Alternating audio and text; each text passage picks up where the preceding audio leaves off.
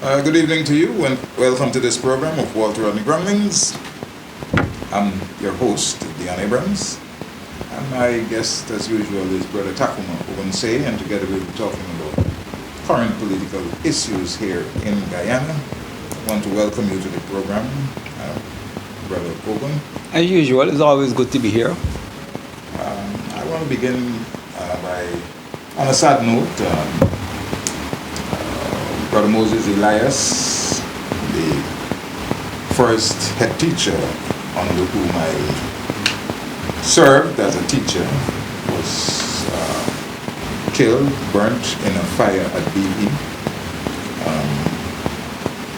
It's really a tragedy for me of immense proportion. Brother Moses was one of the best in terms of administration of a school. Before Blade Marley was at Strothville on the west side. In that instance, he was sent there because of the problems that they were having at the institution. And he took it from one of reckless behavioral lawlessness and brought it to one of discipline and order. Glenor was the same thing. When he got there, he took the reins and brought that school to a level where I've never seen any other institution under such control as Moses had Bladen Hall.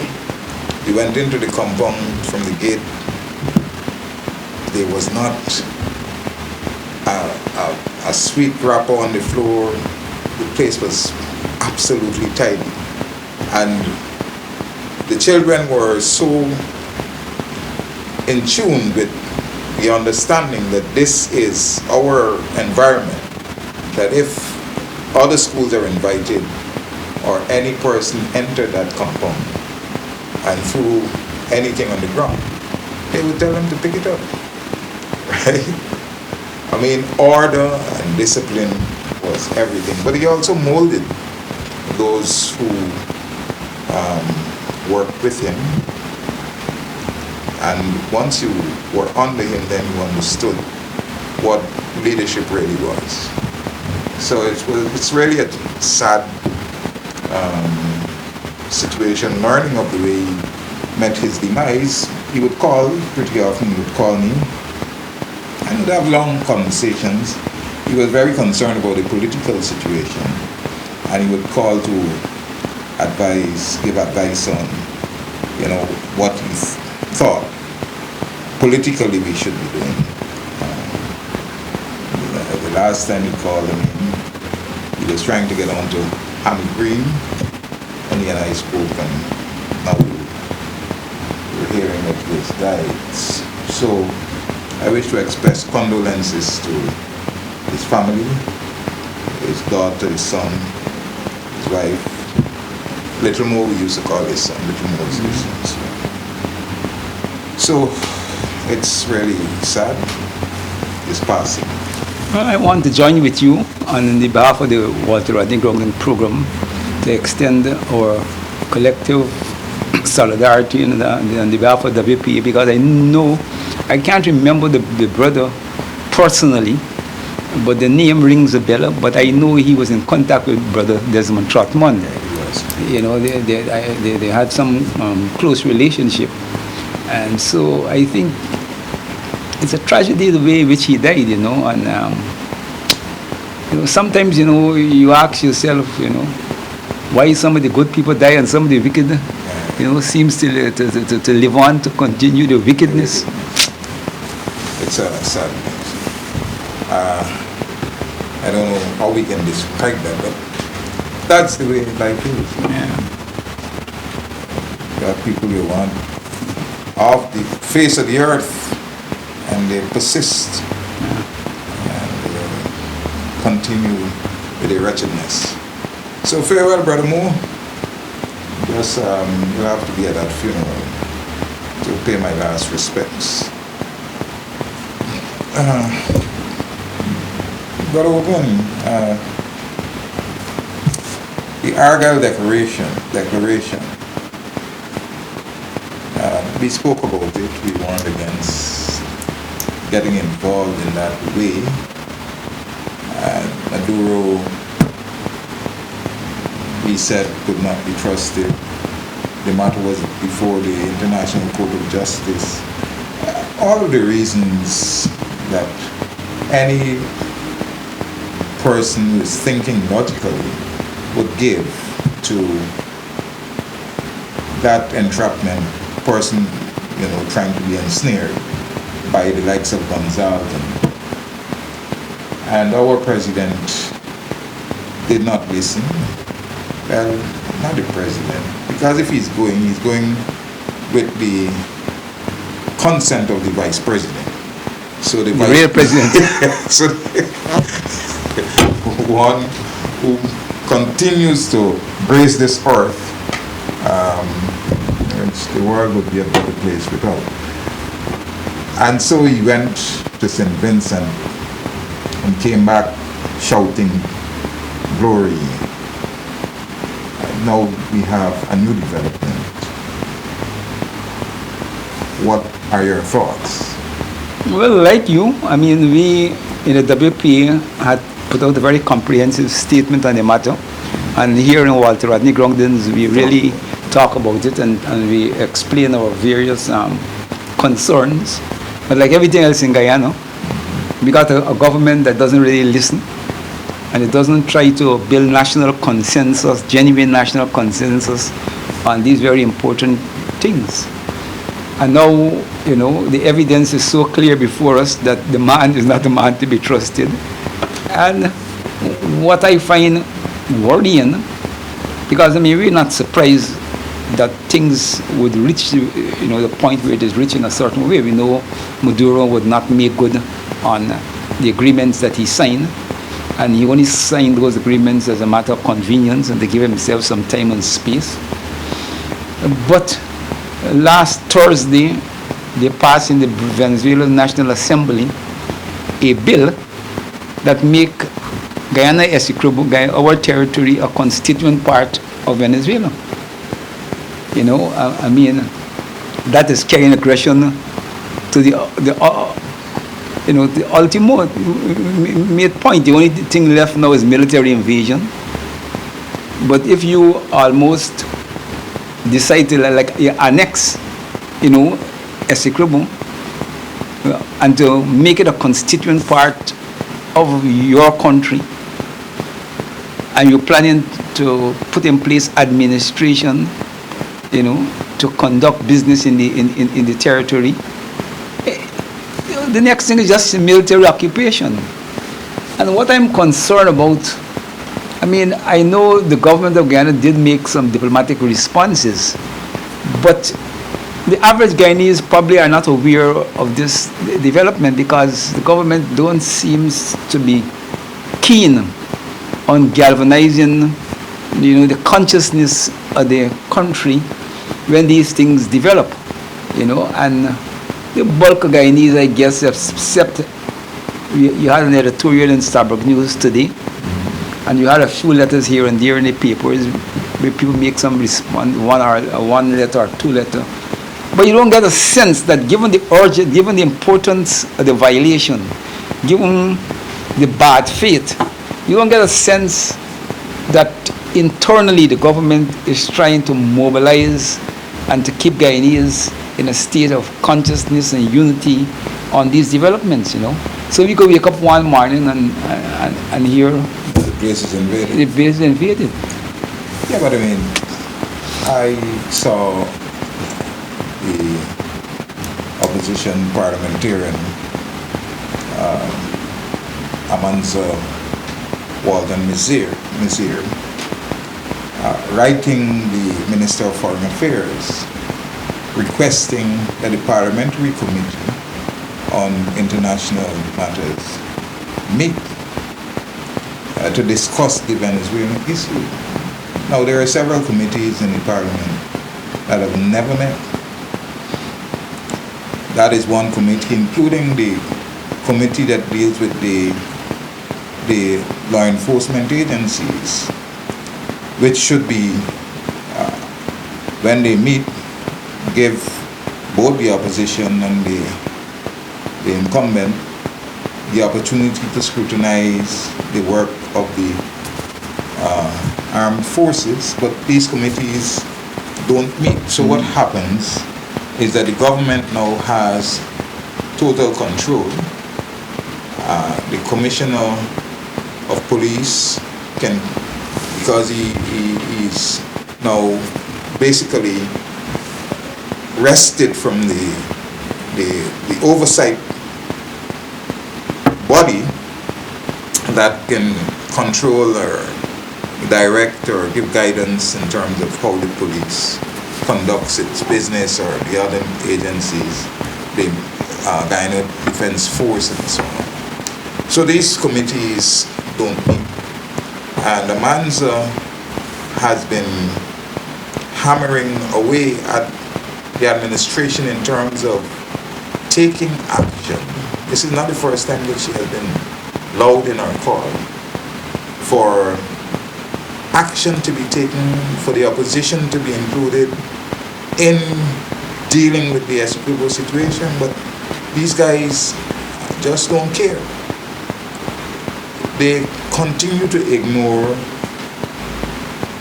the seriousness of this situation that we're faced with, and I don't understand why. I mean, is there some reason that you can find to justify their conduct on a national issue like this? No, it's hard to find anything to justify their conduct. But before I give an attempt to respond there, I mean, I want to salute the vigilance of the young parliamentarian. In many cases, I'm very sorry for them. Me as a person who did this battle for so long, you know, and when I listen to them trying to make sense of the nonsense, because they're really in a nonsensical political situation, you know, and they're trying to make a system work which the government is intended not to work, you know, and by the parliamentarians, the younger ones, I mean, they have my deepest sympathy.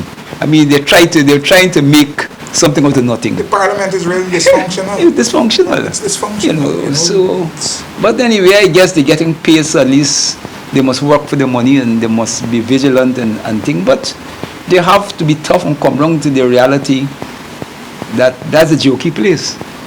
And, you know, you're not going to get much there once the PVP is in power. Now, in trying to understand the PVP's attitude to at least let me try to keep it to the border for the time being. Now, the country have always had, among the two major parties, a fairly good understanding on the border. From Burnham time, Jalchedi time, right through Height, you know, right through. So, the government must know and knows that it has a dependable opposition on this matter of the border.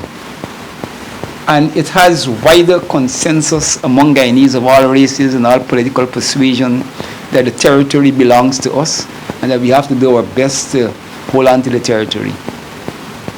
So therefore, they have very little to lose by bringing the opposition deeply involved and mobilizing the country to be involved. They got little to lose. It is exactly what people would expect from them. And in fact, they got more to gain, okay, by demonstrating that level of seriousness and that level of wanting to build oneness, at least on this critical issue of the territorial integrity of the country. And they're not doing it. So you have to ask yourself, why politically a set of political leaders who know the importance of this matter and they know that they have the goodwill of the opposition and the country on it, why they behaving the way in which they behaving? I can't say with certainty I know for sure the answers, but it seems to be one, for me, is the domination. They're so committed to domination that they don't want to share the political space with nobody, regardless of the risk. They see it as risk. They see sharing the political space as risk and diminishing their control in the equation. I think that is a factor that is influencing the behavior. And the next factor is that I think that Jagdeo and the PPP have got themselves entangled with Maduro on an agreement or a possible agreement for settlement outside the knowledge of the country in the National Assembly. And I think probably that is also something that is affecting their attitude towards this problem, because it is known in political circles that Jagdeo, them offer the Venezuelans a possible solution to the problem, even though the Guyanese parliament didn't discuss and there's no national consensus on it. So once the hands are in that mess, I think it affects their attitude towards total unity, because they probably feel at some point they will be exposed. But I think at the end of the day, politicians has got to get thick skin. You win some, you lose some. And since the defense of the territory is so important, and though we know the Guyana defense is a diplomatic defense, and we know they're doing work at a diplomatic front, at the end of the day, okay, there's time between, the diplomatic, activity bear fruit, and the readiness of the country to stand up to invasion. And it is always wise for any country, big or small, to got some minimum agreements and preparation, to deal with these initial realities. And I don't get a sense that we're being prepared for it. Well, that would be sad thing. I mean, and if Venezuela does invade Essequibo, for them, I mean, they're going to lose big. Yeah, that's because they ain't got all the money that to thief as they're thieving right now. So we still don't understand why they want to, I mean, let the cash cow get out of their hands. The wanton, reckless corruption that we face right now, particularly with the oil, and that is the driving factor, apart from Maduro's own political situation in his country, that is driving whatever he is doing. But locally, man, there was an attempt. When the initial shout came out of Maduro that he was going to annex the Essequibo and all of that, there was a half-hearted attempt at meeting the opposition. They had one meeting in that regard, and then everything went. After the Argyle Declaration, everything seemed to be nice and dandy, so there is no need to be very vigilant and so on. But now we see where we are. I know for a fact that, I mean, even while I was at UG as a youngster, that the Venezuela issue was something that was on the front burner. Even at UG, you had to study the Venezuela border controversy in History 100. David Granger taught that course at UG after he graduated. But you knew, you had a sense of what was happening. Today, nothing. What options do we have going forward? Well, I would say, I would give them the benefit of the doubt that, like all Guyanese, they want to keep Essequibo. I can't see how they wanted to lose Essequibo with all the oil. So, and given their love for money and thing, I would say, okay, they want to. But I think they're playing a dangerous game. You see,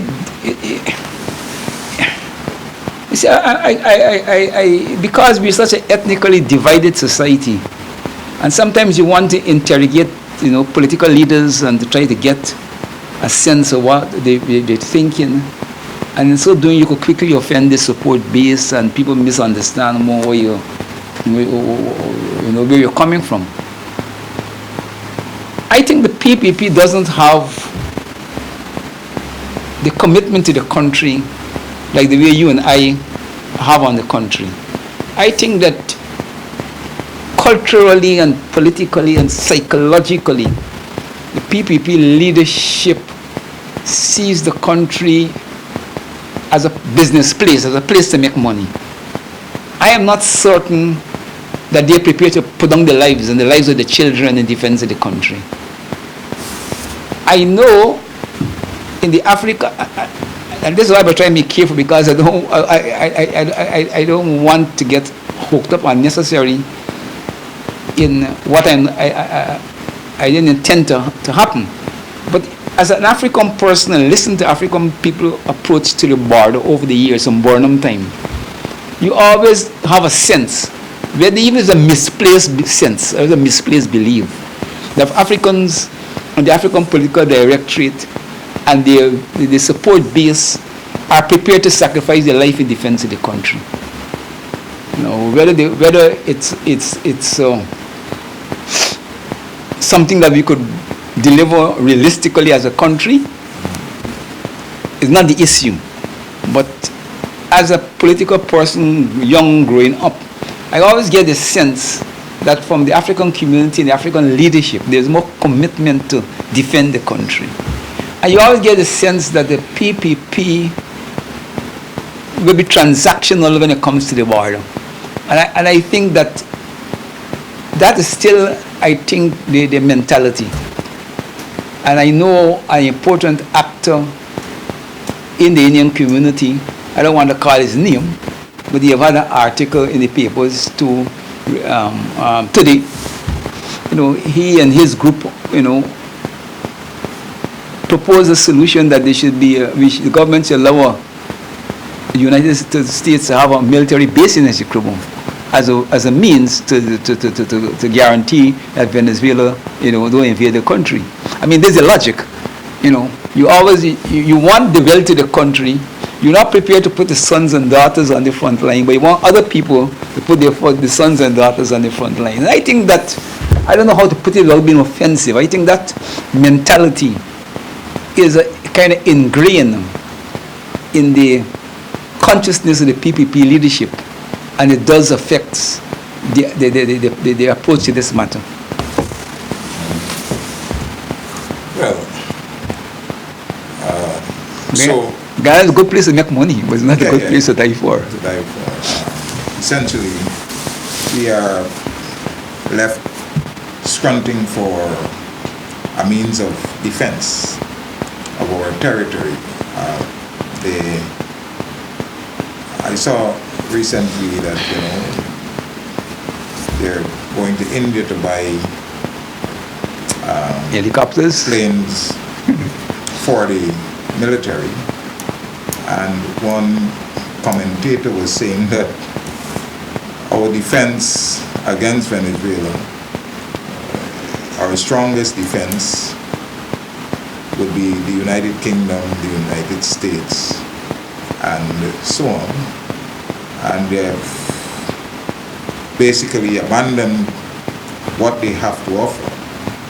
Again, in keeping with their, you know, their mentality of Fogyun, and they've gone to India to purchase airplanes. I don't have, you know, it's not here or there for me, their choice of where to go.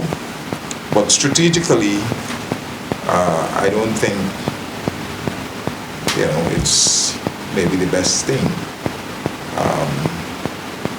But that is the way we are.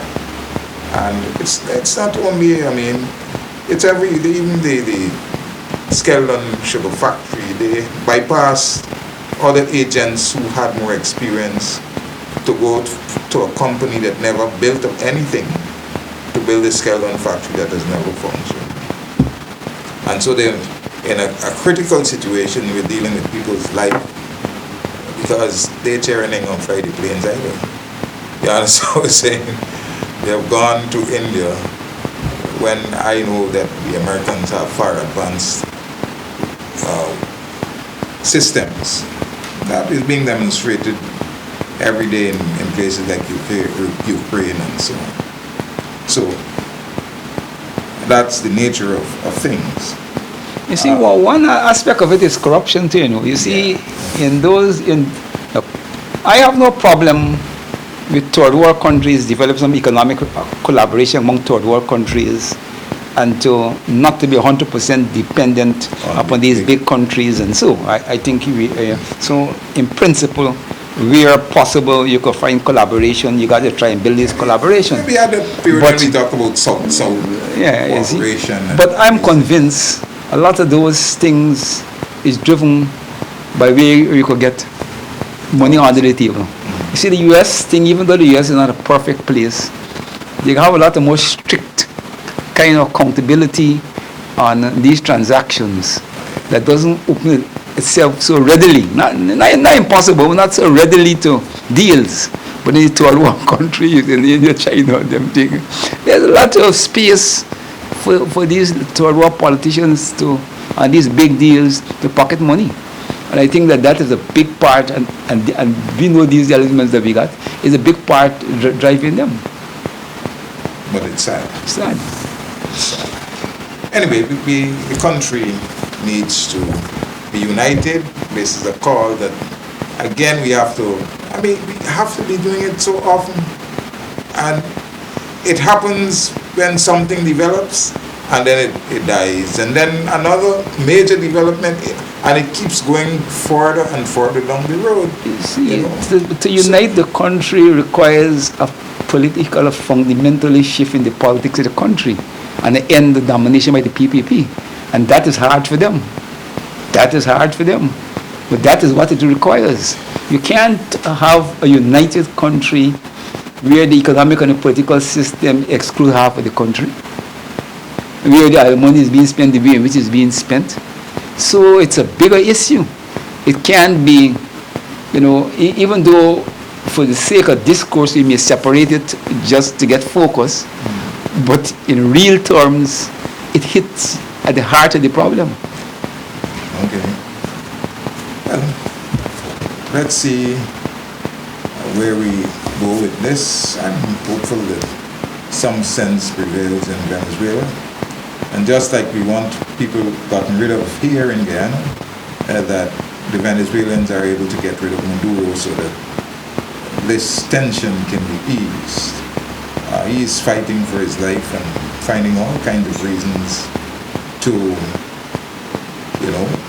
galvanize support. But the difference here is that these guys, like in the strike, they believe that they have a guaranteed, base that they don't have the same problems with Maduro. That's a big thing. But just like we want Maduro out, we want them out the place because they're not, serving the country as a nation. They're serving it as a segment and as a cabal and as some kind of fraternity, and which is sad for the entire nation. And they got some issues in Region 6 with paddy bug infestation. I think this weather that we have here, it's telling a toll. Yeah, a toll. Well, I think we will want to extend our solidarity with the Region 6 rice farmers, and we hope that the Ministry of Agriculture would find some solution to the problem, because those infestations really eat into the profitability of the farmers' crops. And as a party, as WPA, and as this program Walter Rodney Groundings, we are always concerned about the welfare of all sections of the country. And at the end of the day, while there's big rice farmers who may be able to sustain some of the loss, the industry got a number of small-scale farmers who will be hard-pressed and hard hit. So I'm just hoping that the Ministry of Agriculture would find a speedily solution to that problem. Yeah, it's a recurring problem, and I'm hopeful that they can treat with it and urgently help the farmers so that their losses, like you said, would be minimize. When I went into the background again, as I usually do. Well, all the trenches are dry. You can walk in them. The canals are basically hard mud. Across the right-of-way is dry, right through. And the company canal, you can walk right through. But one of the surprising things, I mentioned the last time that the nature of the abandonment of the farmers at the back there, and that the cocoa that we can use to get at least some relief with water, that somebody burnt out the mechanism for lifting the doors so that water can get into the village. But then today, I did mention before that one of the young farmers on a contract in the village, I had to repair a bridge leading from Buxton to go into Friendship. That across the Buxton road at the right of way. So you cross that bridge from the sidelines going to the company road and cross to the company canal. That bridge was in a deplorable state.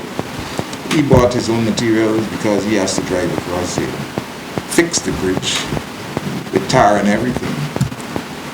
And it's burnt. Half of it is gone. I don't know. These things are making you wonder. And then you had I talked about the series of fires destroying people's crops out there. No water. I mean, I'm digging holes now because the plantings that I had there, they basically, because of the lack of water, dried up. And so I'm just digging holes in preparation for the likelihood of rain to put on new suckers to grow. But it's hell. No, but how the bridge is born? Is it born by natural means or is it sabotage? Natural, there can't be natural means in No, burning. well, I just asking you because I could think about two options: either natural means can't burn the bridge open. well, no, but I'm concerned because I remember weeks ago you mentioned the cocoa, but why the cocoa is not fixed by now? You all got to be more proactive in that place. I mean, I can't see water is the lifeline for the farmers at the back there. If somebody sabotage or by chance whatever happened to the cocoa happen, you don't want to, we can't put blame because we know. There must be some authority responsible to maintaining and those things. And you should write them and have a nice picket and thing if they don't get enough thing because you need the water.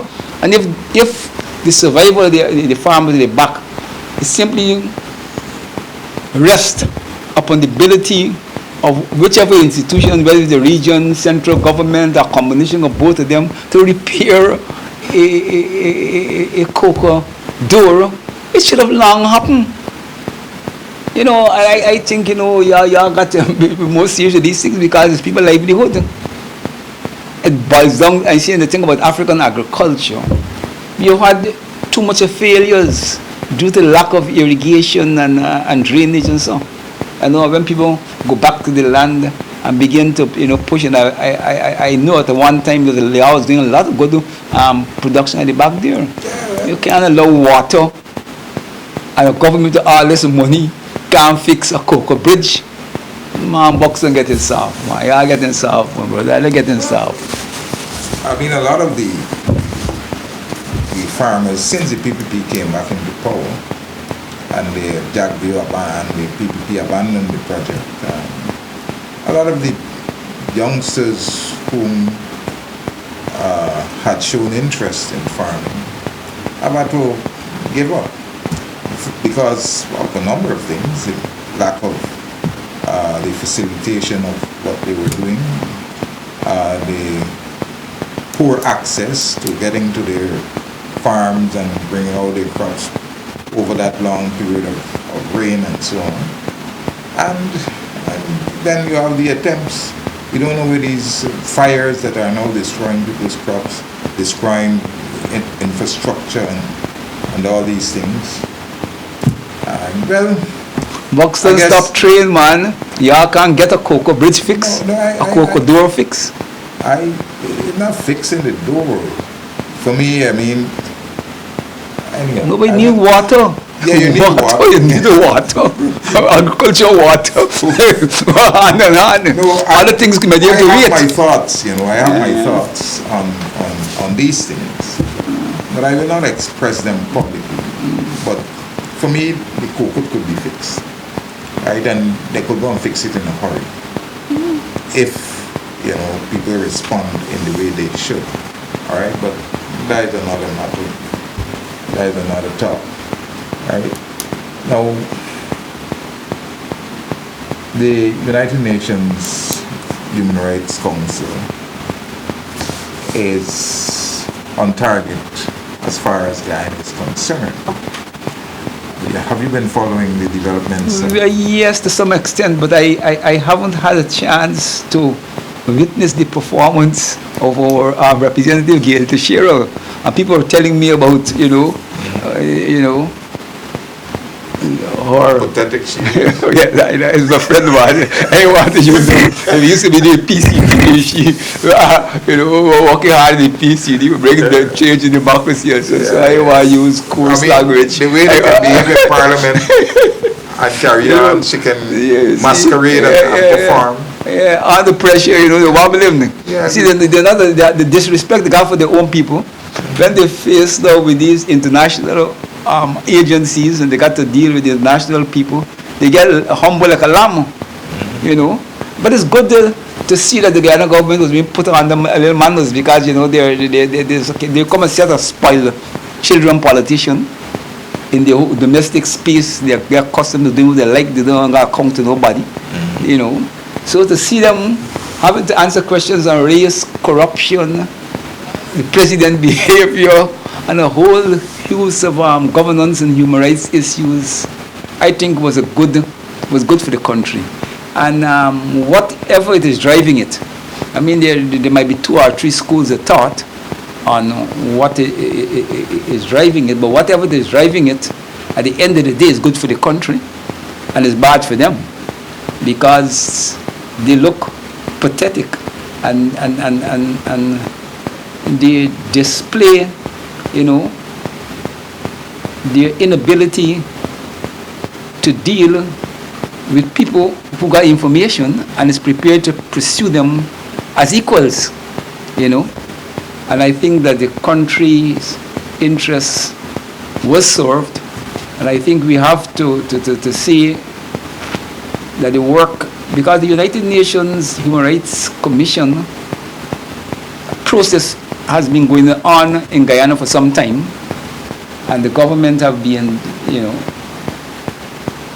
for a few years, they didn't attend in, they didn't report in.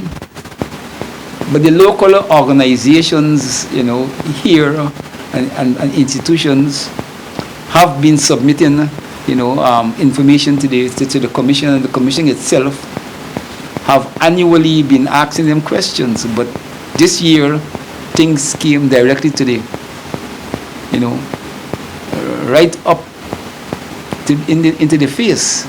It moved from private querying through letters and diplomatic channels to open interrogation in the public space of the world, and the PPP government was found wanting. They were stripped naked, and it is a good thing.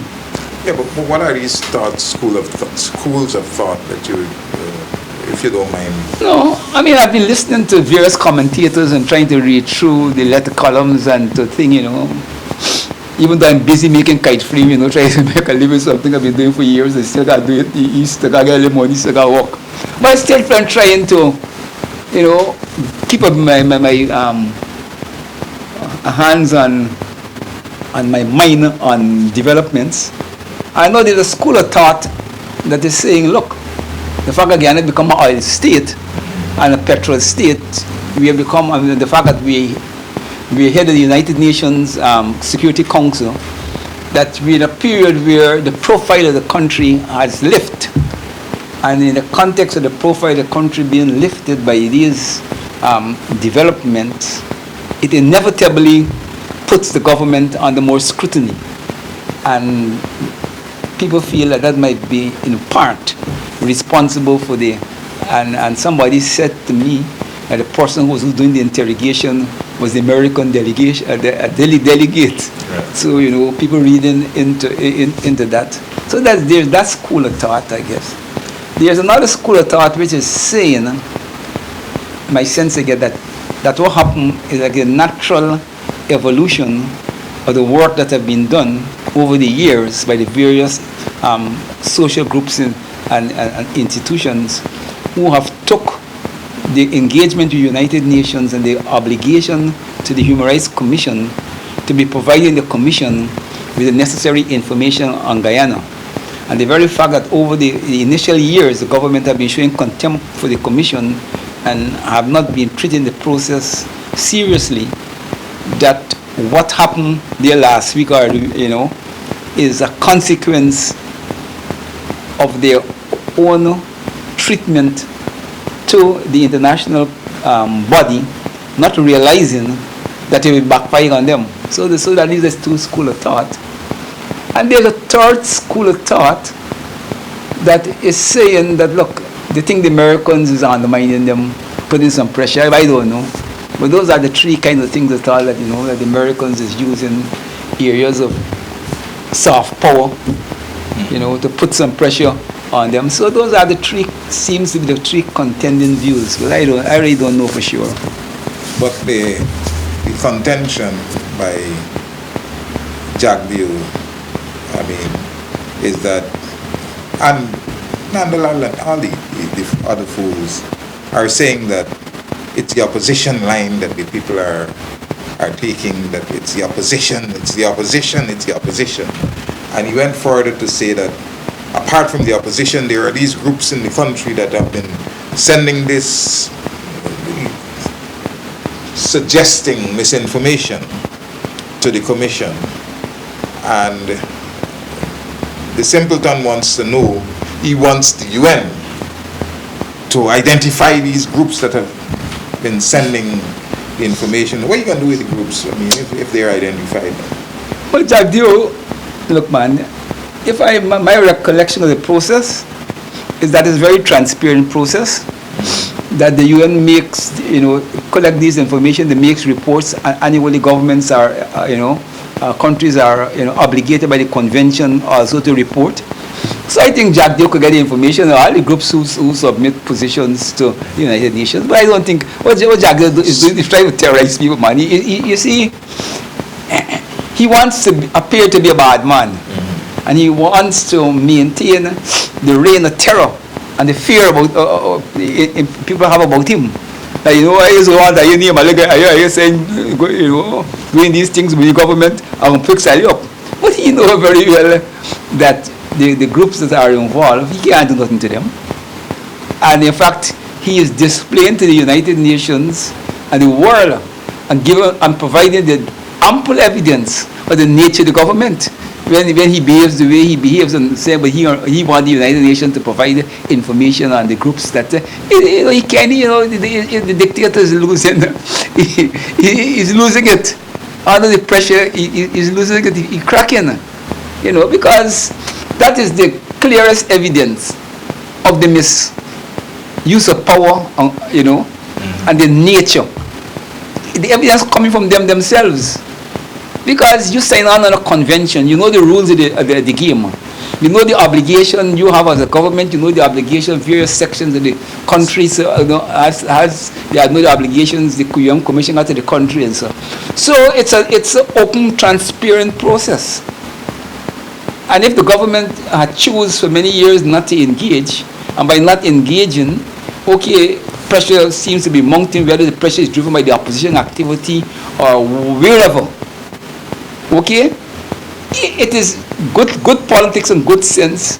If a government is smart, is to take your blows and then try to correct your ways, not to make things worse by, showing more dictatorial behavior. Jagdeo seems to be maybe showing, on the matter. But I was reading a commentary on the Marara waves. in relation to Jagdeo himself, he came under scrutiny by the commission. And the person who wrote that commentary was saying that I feel sorry for Jagdeo, that he has done so much. The suggestion is that he has done so much that his deeds have now caught up with him. How do you factor that into what transpired? Well, as I tell you, I didn't actually get a chance to see the detail of the thing, so I'm hoping I could get my hands to see the clips. Soon after Easter Monday, I will go out of my way to make sure I get to see some of these things myself to get a better sense of the thing. But look, man, you only could be politics like any aspect of life, man.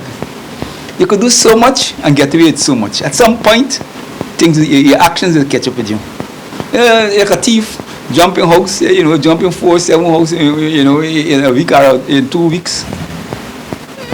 At time of coming, jump some house, and you catch up with you. And Jagdeo must know, any government must know, the UN has representatives in Guyana.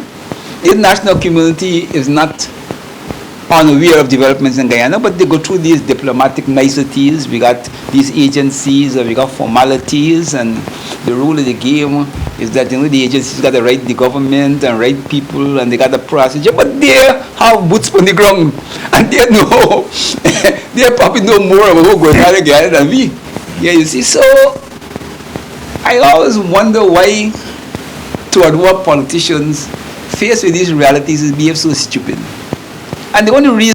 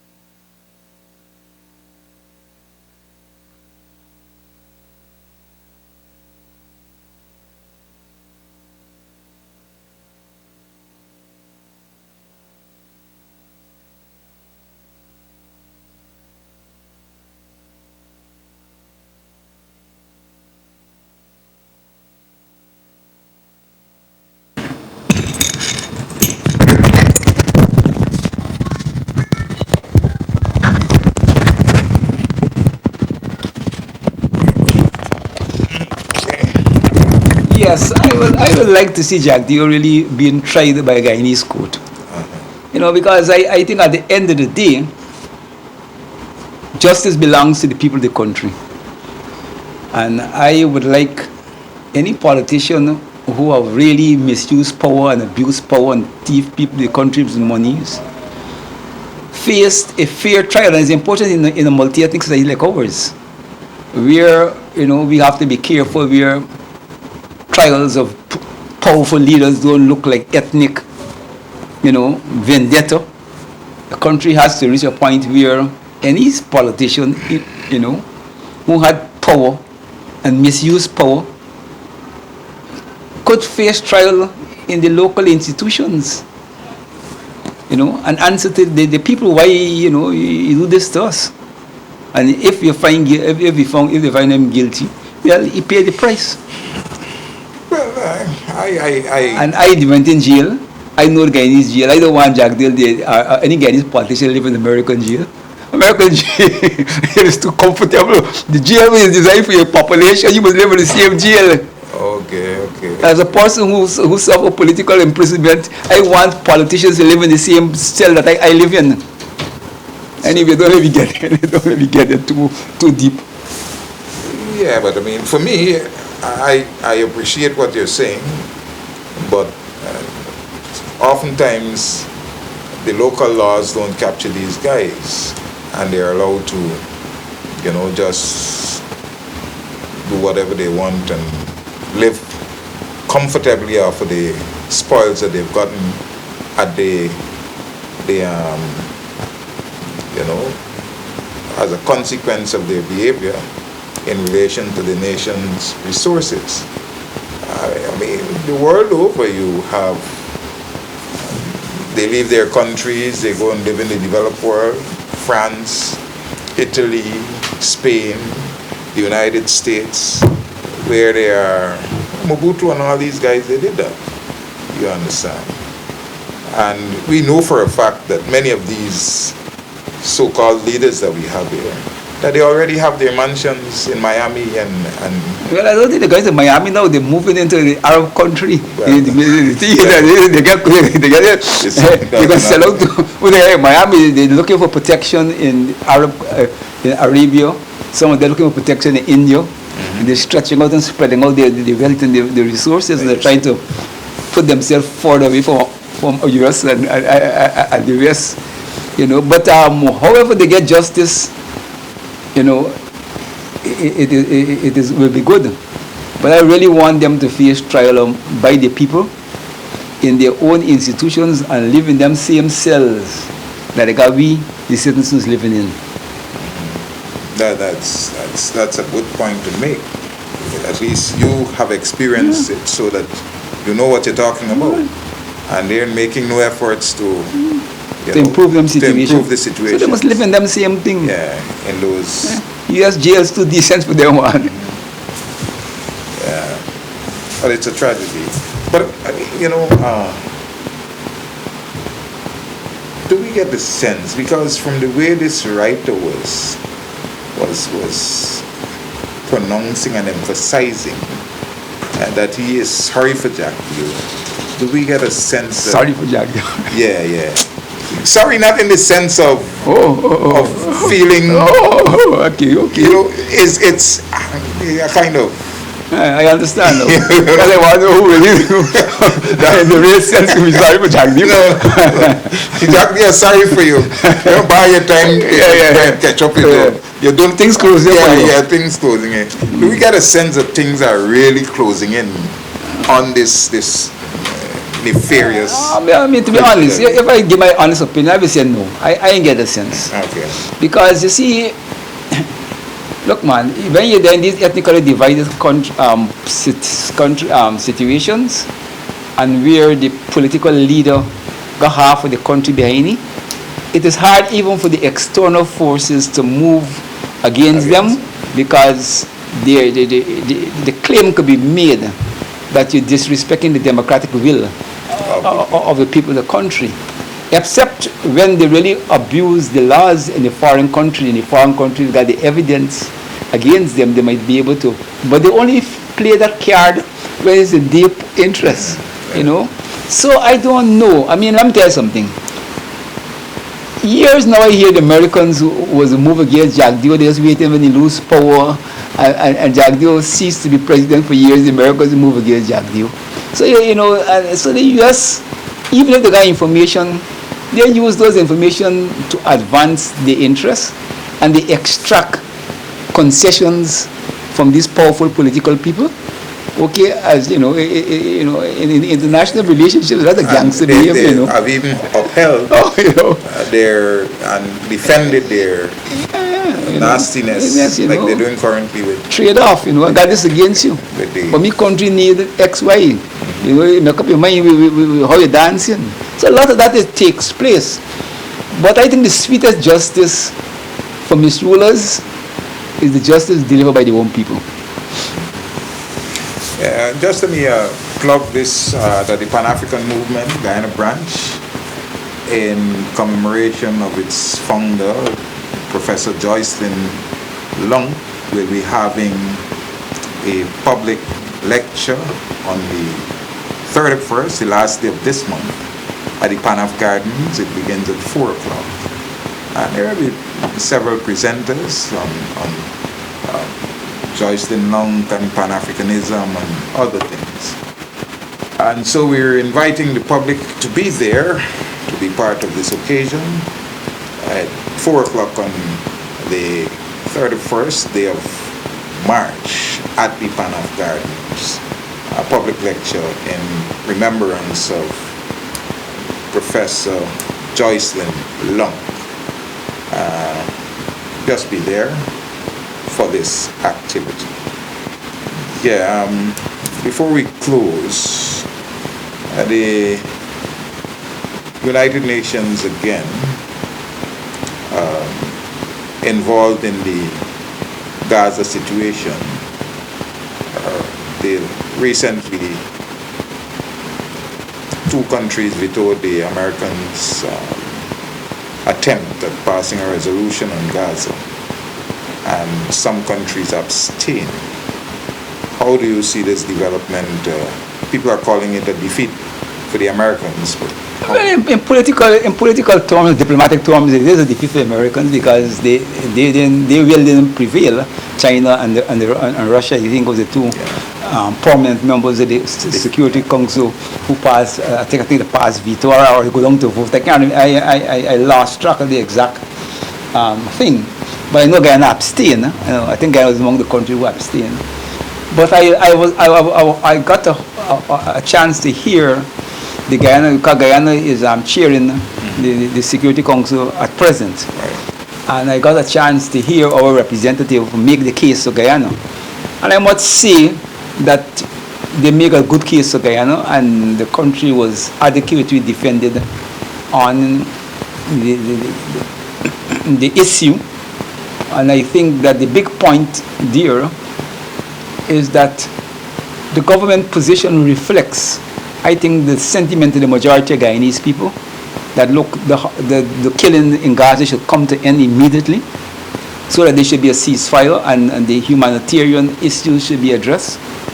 And that should get priority over everything. And I think the government position reflects that general sentiments in the country. That, you know, with this thing reach a point where we stop playing games. You know, we want a partial ceasefire, and they want to end the killings. Yeah. And to the extent that Guyana anchor its position on that logic, and it's a logic I think is a reflection of where the country stand across race, political divide, and everything else. I think we were well represented. Okay, that's wonderful. At least some good news. Even the devil sometimes could deliver something little. I don't want to say good, but something that you gotta take note of. Yeah. Well, that Gaza situation is really something that needs to be dealt with. It's past the point of tolerance. Yeah, certainly. All right, just as I close, to remind you that on the 31st day of March, that's a Sunday, the Pan-African Movement Guyana branch will be having a public lecture on the Merriman's Pan-Af Gardens, the mall there. at 4 o'clock, just Albert Street and Church Street. It's in memory of the founder of the local PANAF organization, Professor Joycelyn Long. And so we're inviting you to be there to share our thoughts and have some discussion on Pan-Africanism and Professor Joycelyn Long music and Professor Joycelyn Long and other things in relation to her contribution to life here in Guyana. 4 o'clock on Sunday, March 31. And do have a good night. It's been a pleasure being with you again here on Walter Rodney Groundings to continue our discourse on political and social events as they take place in this country of ours. And hopefully next week it's going to be a tough week for us. So if you don't see us, we want to apologize from now. But there's a possibility that we may replay this program because of the event on the mall and other things that we have to be a part of. But do enjoy your Easter. For those who are so engaged, and be safe, fly your kites in open spaces, be careful with the kids. Some of them run across the road to get their kites and all these things. We don't want any tragedies. Let the Easter be one of joy and merriment for everyone. Do have a good night.